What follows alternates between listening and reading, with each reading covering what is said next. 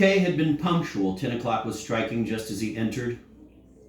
But the Italian had not yet arrived. He went back to the main entrance, stood there undecidedly for a while, and then made the circuit of the building in the rain, to make sure that the Italian was perhaps not waiting at some side door. He was nowhere to be seen. Could the manager have made some mistake about the hour? How could anyone be quite sure of understanding such a man? Whatever the circumstances, Kay would at any rate have to wait half an hour for him. Since he was tired, he felt like sitting down. Went into the cathedral again, found on a step a remnant of carpet-like stuff, twitched it with his toe toward a nearby bench, wrapped himself more closely in his greatcoat, turned up his collar and sat down. By way of filling in time, he opened the album and ran idly through it. But he soon had to stop, for it was growing so dark that when he looked up, he could distinguish scarcely a single detail in the neighboring aisle. Away in the distance, a large triangle of candle flames glittered on the high altar. Kay could not have told with any certainty whether he had noticed them before or not. Perhaps they had been newly kindled.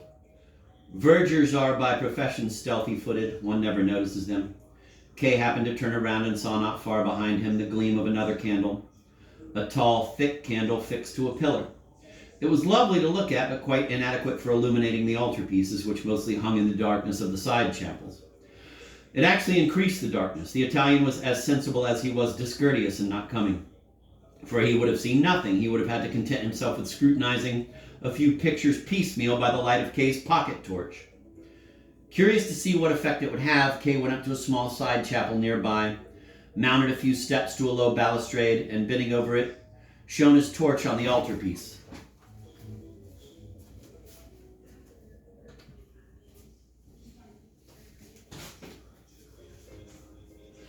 The light from a permanent oil lamp hovered over it like an intruder. The first thing Kay perceived, partly by guess, was a huge armored knight on the outermost verge of the picture. He was leaning on a sword which was stuck into the bare ground, bare except for a stray blade of grass or two. He seemed to be watching attentively some event unfolding itself before his eyes. It was surprising that he should stand so still without approaching nearer to it. Perhaps he had been set there to stand guard. Kay, who had not seen any pictures for a long time, studied this knight for a good while, although the greenish light of the oil lamp made his eyes blink. When he played the torch over the rest of the altarpiece, he discovered that it was a portrayal of Christ being laid in the tomb, conventional in style and a fairly recent painting. He pocketed the torch and returned again to his seat.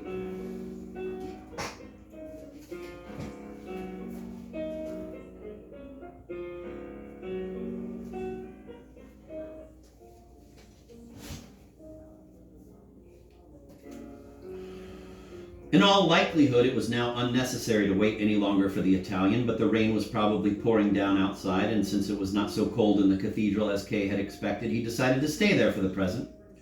Quite near him rose the great pulpit. On its small vaulted canopy, two plain golden crucifixes were slanted so that their shafts crossed at the top. The outer balustrade and the stonework connecting it with the supporting column were wrought all over with foliage, in which little angels were entangled, now vivacious and now serene. Kay went up to the pulpit and examined it from all sides. The carving of the stonework was very carefully wrought. The deep caverns of darkness among and behind the foliage looked as if caught and imprisoned there. Kay put his hand into one of them and cautiously felt the contour of the stone. He had never known that this pulpit existed. By pure chance, he noticed a verger standing behind the nearest row of benches, a man in a loose, hanging black garment with a snuff box in his left hand. He was gazing at Kay. What's the man after, thought Kay. Do I look a suspicious character? Does he want a tip? But when he saw that Kay had become aware of him, the verger started pointing with his right hand, still holding a pinch of snuff in his fingers, in some vaguely indicated direction. His gestures seemed to have little meaning. Kay hesitated for a while, but the verger did not cease pointing at something or other and emphasizing the gesture with nods of his head. What does the man want? Said Kay in a low tone. He did not dare to raise his voice in this place. Then he pulled out his purse and made his way along the benches toward him. But the verger at once made a gesture of refusal, shrugged his shoulders, and limped away. With something of the same gait, a quick, limping motion, Kay had often as a child imitated a man riding on horseback. A childish old man, thought Kay, with only wits enough to be a verger. How he stops when I stop and peers to see if I'm following him. Smiling to himself, Kay went on following him through the side aisle almost as far as the high altar. The old man kept pointing after something, but Kay deliberately refrained from looking round to see what he was pointing at. The gesture could have no purpose than to shake Kay off. The gesture could have no other purpose than to shake Kay off. At last he desisted from the pursuit. He did not want to alarm the old man too much. Besides, in case the Italian were to turn up after all, it might be better not to scare away the verger.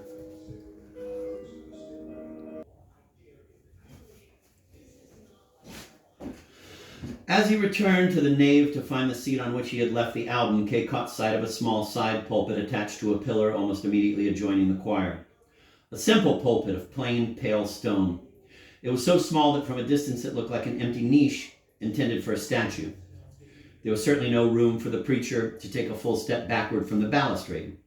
The vaulting of the stone canopy, too, began very low down and curved forward and upward, although without ornamentation, in such a way that a medium-sized man could not stand upright beneath it, but would have to keep leaning over the balustrade. The whole structure was designed as if to torture the preacher. There seemed no comprehensible reason why it should be there at all, while the other pulpit, so large and finely decorated, was available.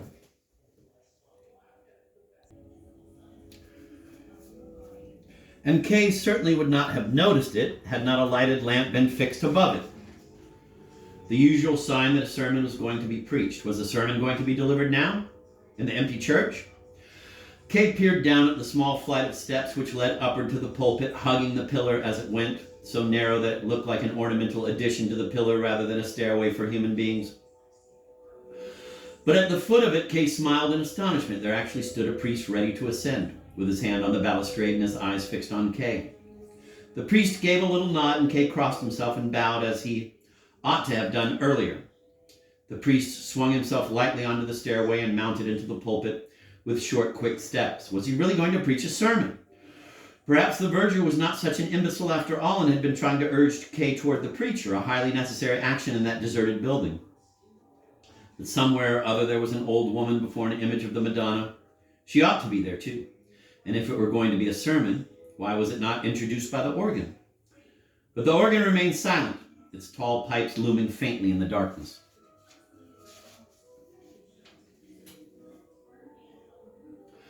Kay wondered whether this was not the time to remove himself quickly.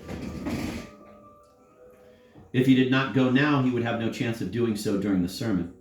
He would have to stay as long as it lasted. He was already behindhand in the office and was no longer obliged to wait for the Italian. He looked at his watch. It was 7 o'clock, but was there really going to be a sermon? Could Kay represent the congregation all by himself? What if he had been a stranger merely visiting the church? That was more or less his position. It was absurd to think that a sermon was going to be preached at 11 in the morning on a weekday in such dreadful weather. The priest, he was beyond doubt a priest, a young man with a smooth, dark face, was obviously mounting the pulpit simply to turn out the lamp, which had been lit by mistake.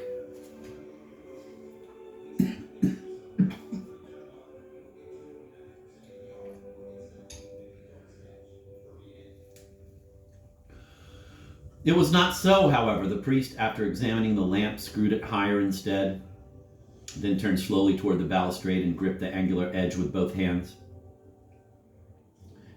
He stood like that for a while, looking around him without moving his head. Kay had retreated a good distance and was leaning his elbows on the foremost pew. Without knowing exactly where the verger was stationed, he was vaguely aware of the old man's bent back, peacefully at rest, as if his task had been fulfilled. What stillness there was now in the cathedral, yet Kay had to violate it, for he was not minded to stay. If it were this priest's duty to preach a sermon at a certain hour regardless of circumstances, let him do it.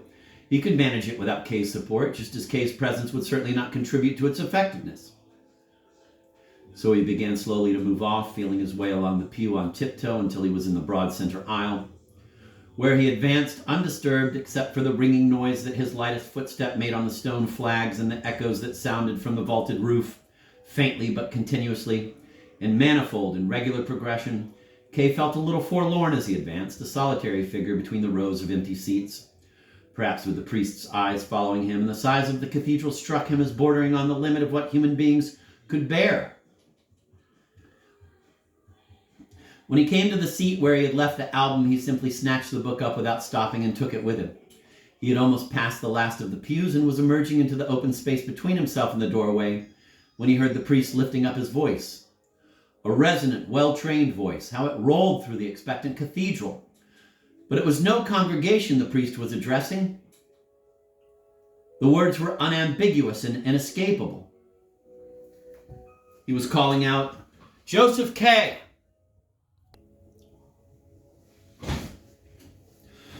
K paused and stared at the ground before him. For the moment he was still free. He could continue on his way and vanish through one of the small, dark wooden doors that faced him at no great distance. It would simply indicate that he had not understood the call or that he had understood it and did not care. But if he were to turn round, he would be caught, for that would amount to an admission that he had understood it very well, that he was really the person addressed and that he was ready to obey. Had the priest called his name a second time, Kay would certainly have gone on. But as everything remained silent, though he stood waiting a long time, he could not help turning his head a little just to see what the priest was doing. The priest was standing calmly in the pulpit as before, yet it was obvious that he had observed Kay's turn of the head.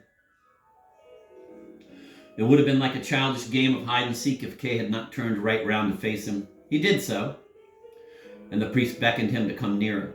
Since there was now no need for evasion, Kay hurried back. He was both curious and eager to shorten the interview. With long flying strides toward the pulpit. At the first rows of seats, he halted, but the priest seemed to think the distance still too great. He stretched out an arm and pointed with a sharply bent forefinger to a spot immediately before the pulpit. Kay followed this direction too. When he stood on the spot indicated, he had to bend his head far back to see the priest at all. "You are Joseph K," said the priest, lifting one hand from the balustrade in a vague gesture. "Yes," said Kay, thinking how frankly he used to give his name and what a burden it had recently become to him. Nowadays, people he had never seen before seemed to know his name. How pleasant it was to have to introduce oneself before being recognized. "You are an accused man," said the priest in a very low voice. "Yes," said Kay. "So I have been informed." "Then you are the man I seek," said the priest. "I am the prison chaplain." "Indeed," said Kay. "I had you summoned here," said the priest, "to have a talk with you." "I didn't know that," said Kay. "I came here to show an Italian around the cathedral." "That is beside the point," said the priest. "What is that in your hand? Is it a prayer book?" "No," replied Kay. "It is an album of sights worth seeing in the town." "Lay it down," said the priest. Kay threw it away so violently that it flew open and slid some way along the floor with disheveled leaves. "Do you know that your case is going badly?" asked the priest. "I have that idea myself," said Kay. "I've done what I could, but without any success so far. Of course, my petition isn't finished yet." "How do you think it will end?" asked the priest. At first I thought it must turn out well," said Kay, "but now I frequently have my doubts. I don't know how it will end. Do you?"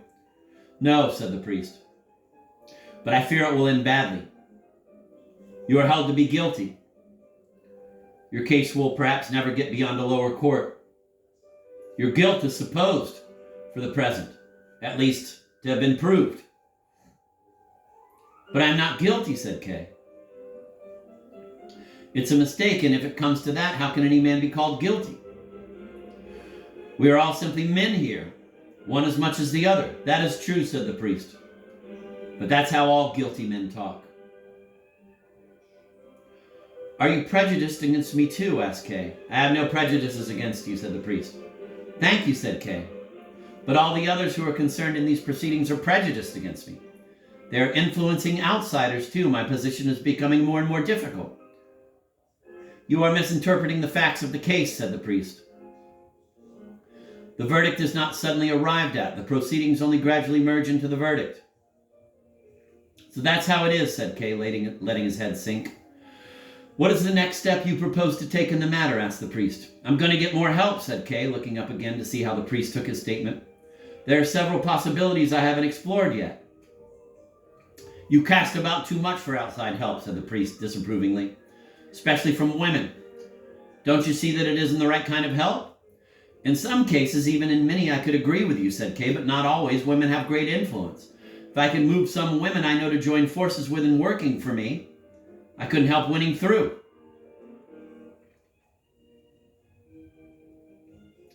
especially before this court, which consists almost entirely of petticoat hunters.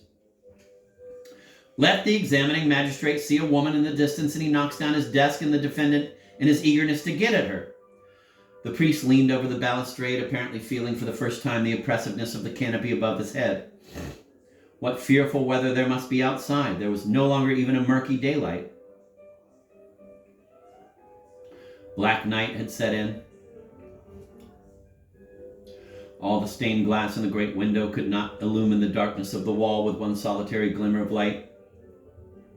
And at this very moment, the verger began to put out the candles on the high altar, one after another. "Are you angry with me?" asked Kay of the priest. "And maybe that you don't know the nature of the court you are serving." He got no answer. "These are only my personal experience," said Kay. There was still no answer from above.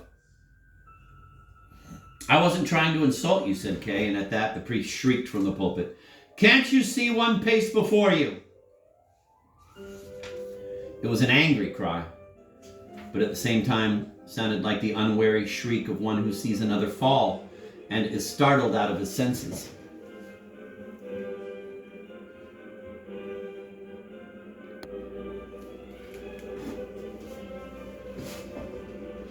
Both were now silent for a long time.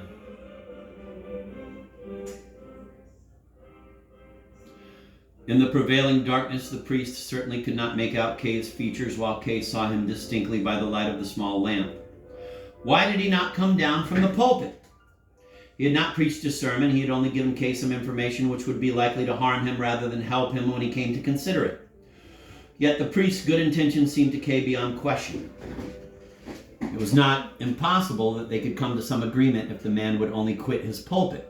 It was not impossible that Kay could obtain decisive and acceptable counsel from him, which might, for instance, point the way, not toward some influential manipulation of the case, but toward a circumvention of it, a breaking away from it altogether, a mode of living completely outside the jurisdiction of the court. This possibility must exist. Kay had of late given much thought to it, and should the priest know of such a possibility, he might perhaps impart his knowledge if he were appealed to, although he himself belonged to the court, and as soon as he heard the court impugned, had forgotten his own gentle nature so far as to shout Kay down. "Won't you come down here?" said Kay. "You haven't got to preach a sermon. Come down beside me." "I can come down now," said the priest, perhaps repenting of his outburst. While he detached the lamp from its hook, he said, "I had to speak to you first from a distance. Otherwise, I am too easily influenced and tend to forget my duty." Kay waited for him at the foot of the steps. The priest stretched out his hand to Kay while he was still on the way down from the higher level. "Have you a little time for me?" asked Kay. "As much as you need," said the priest, giving Kay the small lamp to carry. Even close at hand, he still wore a certain air of solemnity. "You are very good to me," said Kay. They paced side by side up and down the dusky aisle. "But you are an exception among those who belong to the court. I have more trust in you than in any of the others, though I know many of them. With you I can speak openly." "Don't be deluded," said the priest. "How am I being deluded?" asked Kay. "You are deluding yourself about the court," said the priest. "In the writings which preface the law, that particular delusion is described thus: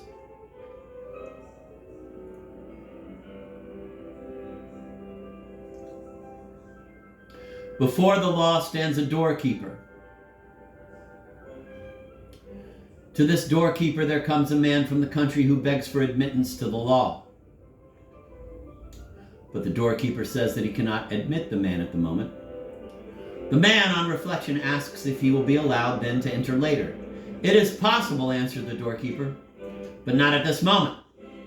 Since the door leading into the law stands open as usual and the doorkeeper steps to one side, the man bends down to peer through the entrance. When the doorkeeper sees that, he laughs and says, 'If you are so strongly tempted, try to get in without my permission. But note that I am powerful, and I am only the lowest doorkeeper. From hall to hall, keepers stand at every door, one more powerful than the other.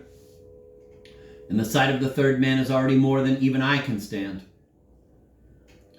These are difficulties which the man from the country has not expected to meet. The law, he thinks, should be accessible to every man and at all times, but when he looks more closely at the doorkeeper, in his furred robe with his huge pointed nose and long, thin Tartar beard, he decides that he had better wait until he gets permission to enter. The doorkeeper gives him a stool and lets him sit down at the side of the door. There he sits waiting for days and years. He makes many attempts to be allowed in and wearies the doorkeeper with his importunity. The doorkeeper often engages him in brief conversation, asking him about his home and other matters. But the questions are put quite impersonally, as great men put questions, and always conclude with the statement that the man cannot be allowed to enter yet. The man, who has equipped himself with many things for his journey, parts with all he has, however valuable, in the hope of bribing the doorkeeper. The doorkeeper accepts it all, saying, however, as he takes each gift, I take this only to keep you from feeling that you have left something undone. During all these long years, the man watches the doorkeeper almost incessantly. He forgets about the other doorkeepers, and this one seems to him the only barrier between himself and the law. In the first years, he curses his evil fate aloud. Later, as he grows old, he only mutters to himself. He grows childish, and since, in his prolonged study of the doorkeeper, he has learned to know even the fleas in his fur collar, he begs the very fleas to help him and to persuade the doorkeeper to change his mind. Finally, his eyes grow dim, and he does not know whether the world is really darkening around him or whether his eyes are only deceiving him. But in the darkness, he can now perceive a radiance that streams inextinguishably from the door of the law. Now his life is drawing to a close. Before he dies, all that he has experienced during the whole time of his sojourn condenses in his mind into one question which he has never yet put to the doorkeeper. He beckons the doorkeeper, since he can no longer raise his stiffening body.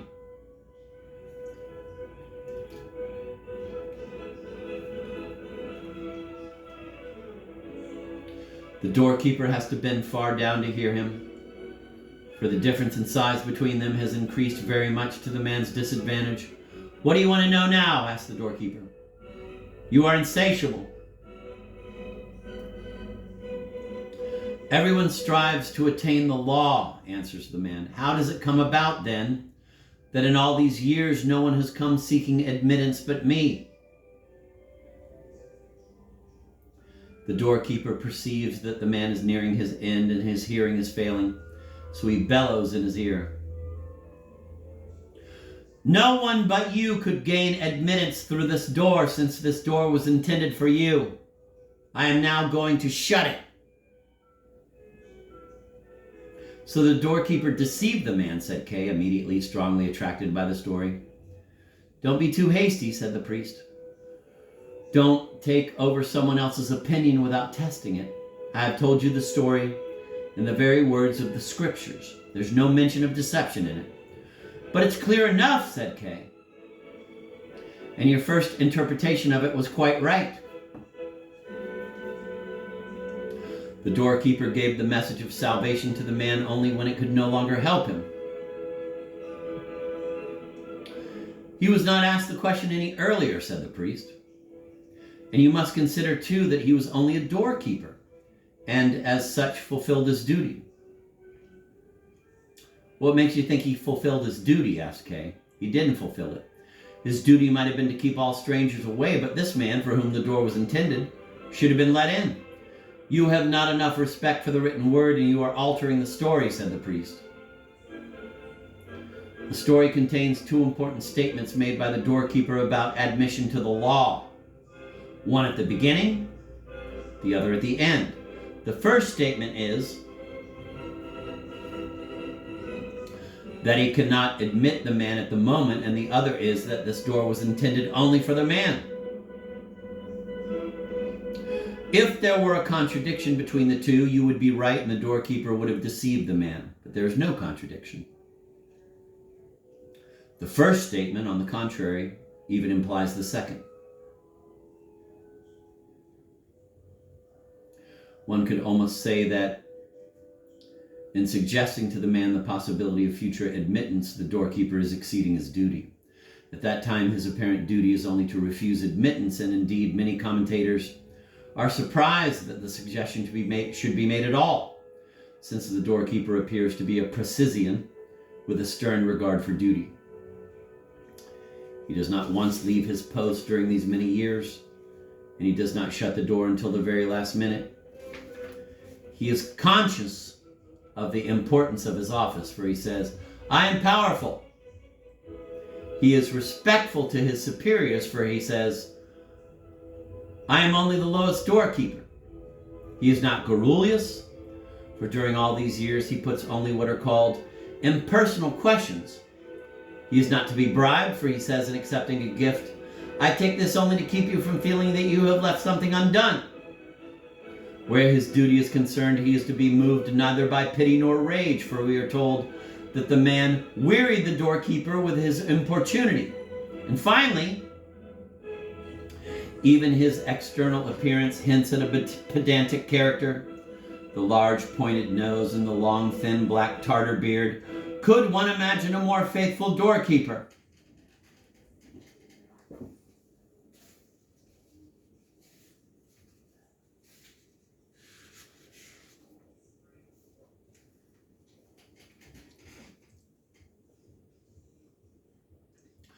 Yet the doorkeeper has other elements in his character which are likely to advantage anyone seeking admittance, and which make it comprehensible enough that he should somewhat exceed his duty in suggesting the possibility of future admittance. For it cannot be denied that he is a little simple-minded and consequently a little conceited.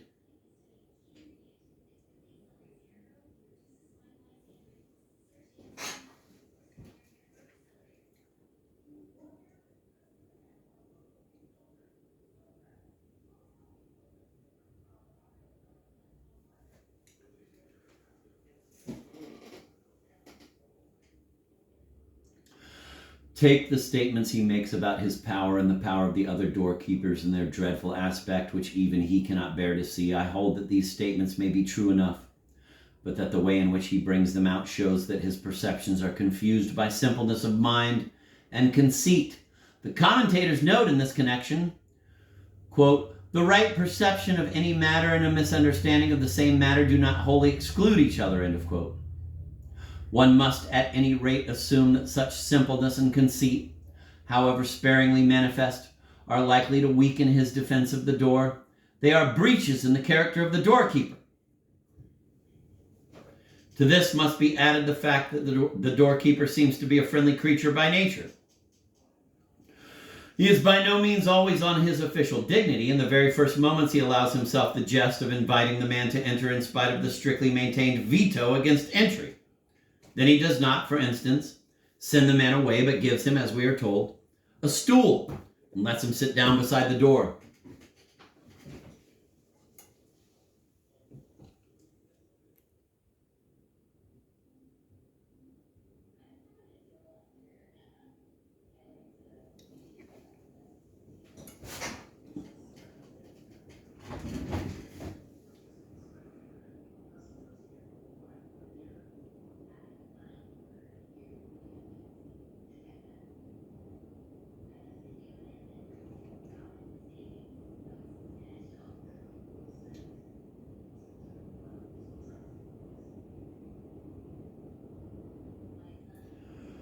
The patience with which he endures the man's appeals during so many years, the brief conversations, the acceptance of the gifts, the politeness with which he allows the man to curse loudly in his presence, the fate for which he himself is responsible, all this lets us deduce certain feelings of pity. Not every doorkeeper would have acted thus. And finally, in answer to a gesture of the man's, he bends down to give him the chance of putting a last question. Nothing but mild impatience. The doorkeeper knows that this is the end of it all. Is discernible in the words, "You are insatiable." Some push this mode of interpretation even further and hold that these words express a kind of friendly admiration, though not without a hint of condescension. At any rate, the figure of the doorkeeper can be said to come out very differently from what you fancied. "You have studied the story more exactly and for a longer time than I have," said Kay. They were both silent for a little while. Then Kay said, So you think the man was not deceived? Don't misunderstand me, said the priest. I am only showing you the various opinions concerning that point. You must not pay too much attention to them. The scriptures are unalterable, and the comments often enough merely express the commentator's despair. In this case, there even exists an interpretation which claims that the deluded person is really the doorkeeper. That's a far-fetched interpretation, said Kay. On what is it based? It is based, answered the priest, on the simple-mindedness of the doorkeeper. The argument is that he does not know the law from inside. He knows only the way that leads to it, where he patrols up and down. His ideas of the interior are assumed to be childish, and it is supposed that he himself is afraid of the other guardians whom he holds up as bogies before the man. Indeed, he fears them more than the man does, since the man is determined to enter after hearing about the dreadful guardians of the interior, while the doorkeeper has no desire to enter, at least not so far as we are told.